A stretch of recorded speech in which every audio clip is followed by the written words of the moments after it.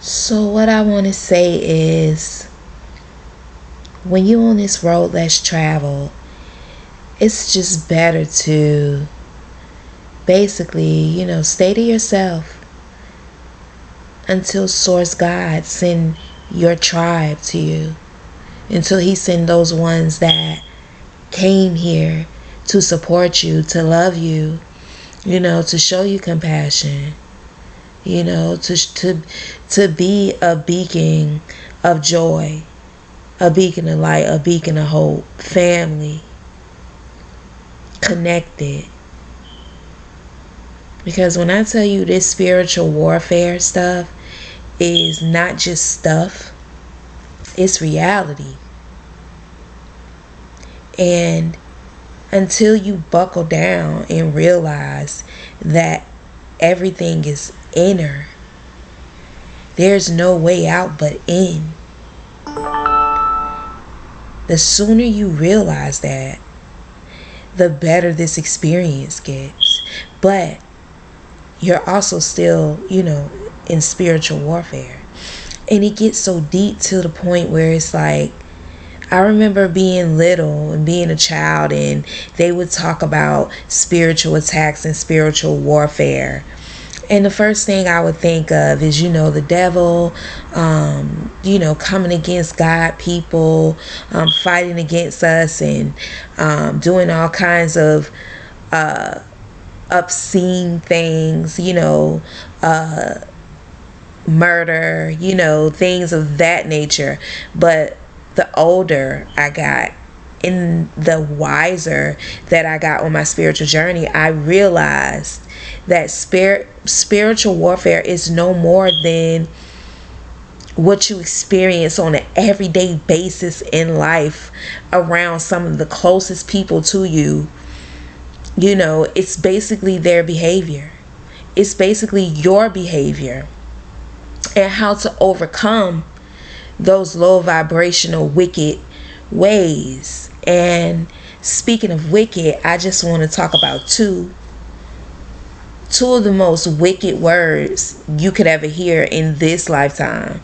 It makes everybody head turn, or it makes everybody react a certain type of way when they hear these two words: jealousy and envy. For me, those are the top tier low vibrational evil, wicked, spiritual warfare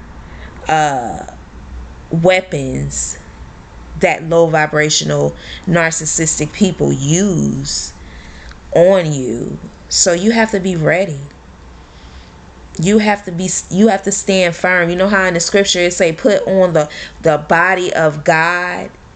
You're going to put on the whole armor of God, because that's what you need when you walking through your journey, especially when you are spiritually inclined, you close to source, you are a chosen one. You're definitely going to be targeted. You're definitely going to see certain things. You're going to realize certain things. You're going to be displayed of the craziness and all of the corrupt things here on this rim. You're going to be able to see those things clearly and fluently. I don't know if you can see something fluently, but that word just came to my brain. But however, you have to stay firm.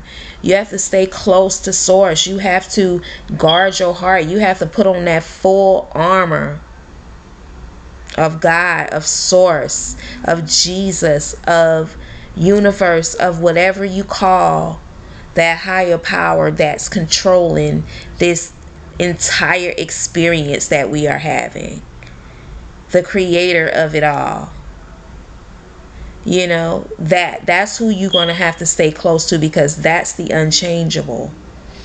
Everything else in this lifetime is going to change. Everything changes. Everything is set for source. That's the only unchangeable fortress, protector, your only refuge in this changeable 3D world. You have to stay close to source.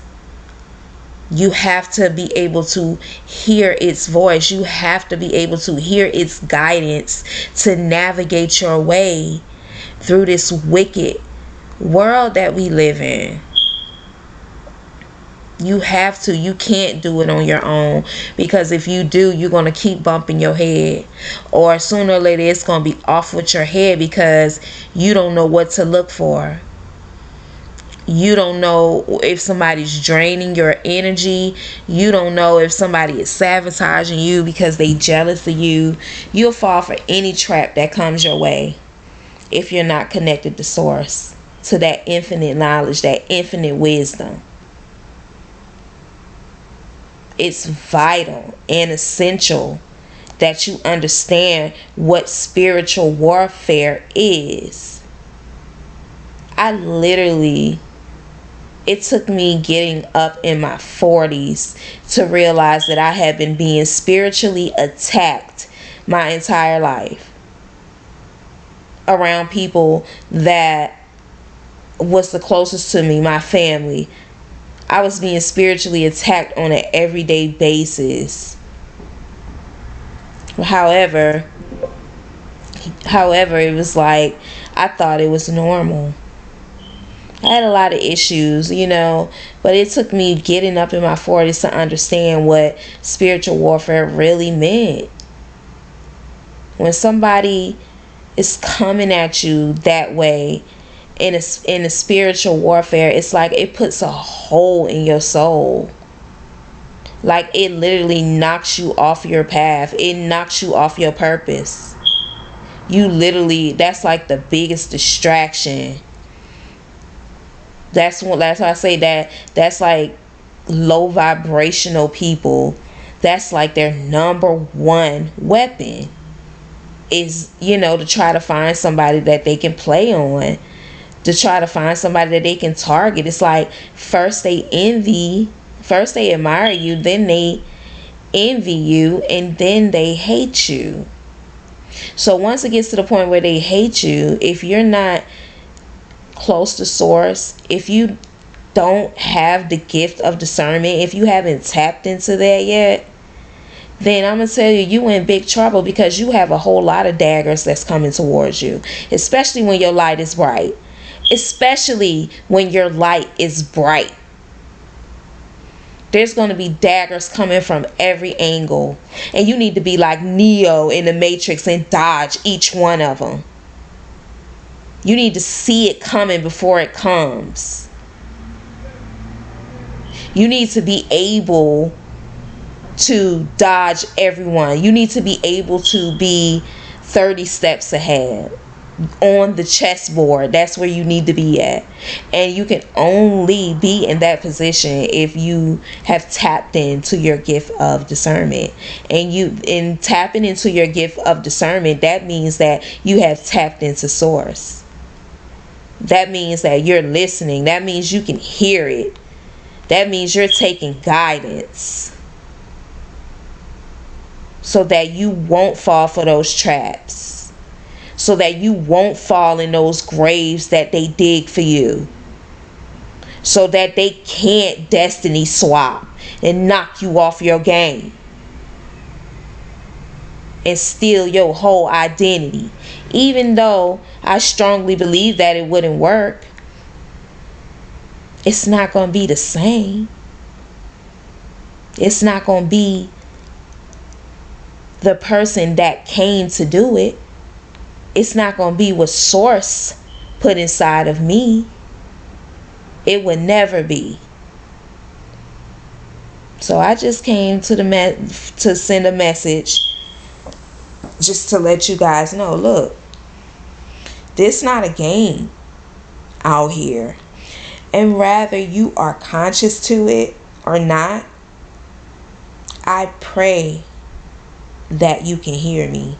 I pray that the right people and the people that need to can hear my voice.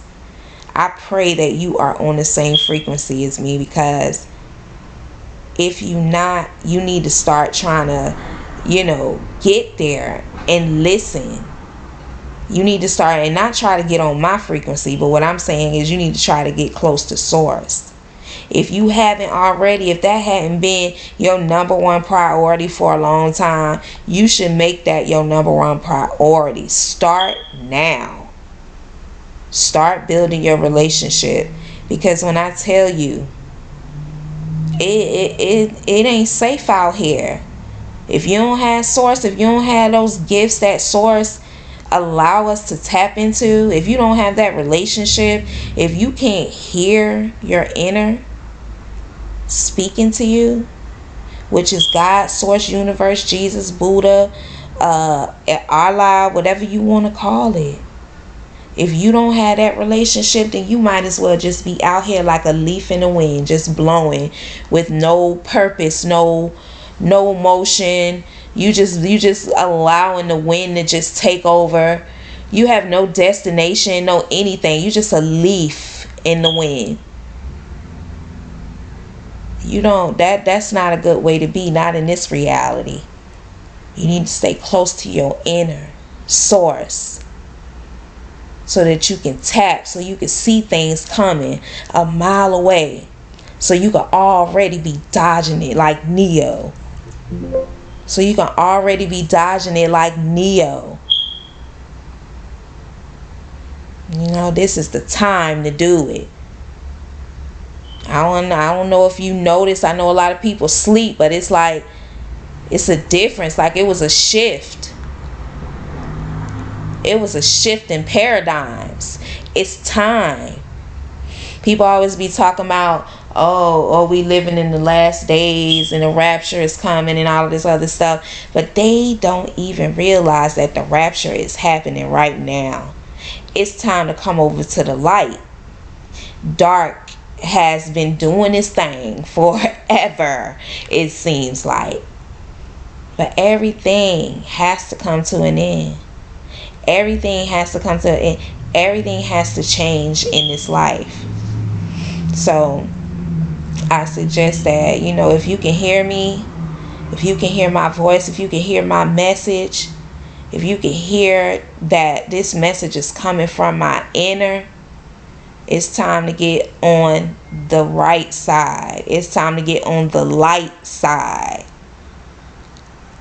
You know, it's time to come on over, because these times, man, it's getting weird out here.